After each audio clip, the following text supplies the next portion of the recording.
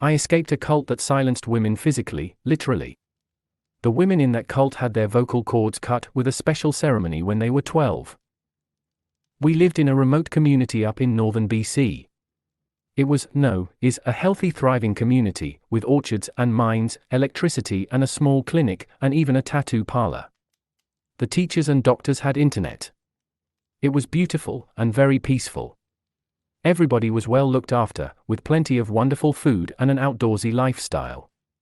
In fact, I later learned that outsiders often make applications to join the community. Women, even, with their children. Sometimes the applications were successful. Not me though.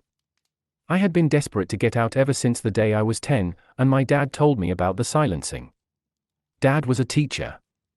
I had wanted to become a teacher, like my dad. I had grown up watching him prepare lesson plans, grade assignments with his thick chunky red pens, discussing course content and pedagogy with his colleagues loudly and passionately. I was enthralled by it all and knew, as indeed my dad often said, there was nothing more noble and worthwhile than teaching and shaping the mind of the young. No wonder only men in our community were entrusted to be teachers. How ridiculous and backwards was the outside world with their female teachers and unsilenced women, always mired in instability and chaos. No wonder the outside was full of war, violence, debt and poverty. Their women always under the threat of assault. The teachers played us videos with current dates, clips from the news made by outsiders themselves, showing how they treat their women. No wonder there was always a queue of women desperate to join us, a community free of mistreatment, abuse and assault, with plenty food for everyone, and a small safe home. Being silenced must be a small price to pay. I remembered my mom laughing until the tears ran down her face when I had first told her about wanting to become like teacher, just like Daddy. Then she had gathered me in her arms and sobbed as if her heart had broken. Dad told about the silencing a short while after that. He was a great teacher, and I understood why it was necessary. Dad had explained it all carefully, the history, the benefits to community, the evolution from a symbolic tattoo along the throat, to an actual, painless clinical procedure which disabled the vocal cords permanently. I was so lucky I had a teacher dad who took the time to explain things so beautifully and clearly to me. Other girls would usually just get a notice from the clinic with the date and time of their silencing appointment. However, as Dad said, it was very important that it was taught correctly, with proper context, otherwise it wouldn't be understood properly. That's why teaching was such an important job. Having a teacher dad had other benefits too. He had thrown me a silencing party most girls could only dream of, with amazing food imported from outside, dancing and singing. I had a gorgeous floofy glittery lacy dress, also bought specially from outside for the occasion, and all my friends had been so jealous as I shimmered through the day. I still remember that dress. But then it was over, and everyone went home. My silencing would take place tomorrow. I lay in the dark, unable to ignore the knot of fear that had been tightening in me all day, well, all my life really, since the day Dad told me about the silencing.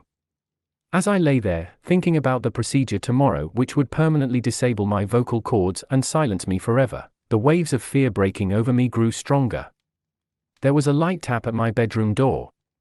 I raised my head and called softly, "Yes?" The door opened and my mom glided quietly in. She was also dressed for bed, and despite the dark, the tattoo along her neck and throat was plainly visible. She had just chosen a plain line, as I would. Many silenced women choose elaborate designs for the neck tattoo they received after their silencing, but I wanted the same plain line across my neck as Mom had. She reached out for my hand. I whispered, "Mom, I'm scared." She started typing on her pad, which was always with her. "Please don't be scared, Eliza. It's over so soon. And it doesn't hurt one bit, just the tattoo afterwards, a little bit." I read the glowing words. Then I said, "Mom, I don't want to lose my voice." She looked so sad as she typed furiously. "Eliza, your dad has explained why it's like this here. You've studied examples of societies which don't have silencing, you know how terrible and miserable they are. We are such a peaceful, orderly society since we started silencing women. You know that." Dad yelled loudly, "Louisa? Are you coming to bed?" Mom bent down for one last hurried kiss, and then left my room. I was alone with my fears again. I couldn't help thinking about the outside, where women jabbered, chattered, gossiped, wheedled, manipulated men and told stories and yammered and protested and wanted this and that and the other. Dad said it was a disgrace, and one day, maybe they would see the error of their ways and become like our community. But all these thoughts couldn't stop my fear for tomorrow and my silencing. Dark hours passed as I stared at the ceiling. I still remember those hours, heavy like glue, silent. It must have been 2 a.m. when I heard a faint tap-tap at my window. I sat up, putting aside my childish fears, and opened the curtain. An adult woman was behind the glass, smiling at me.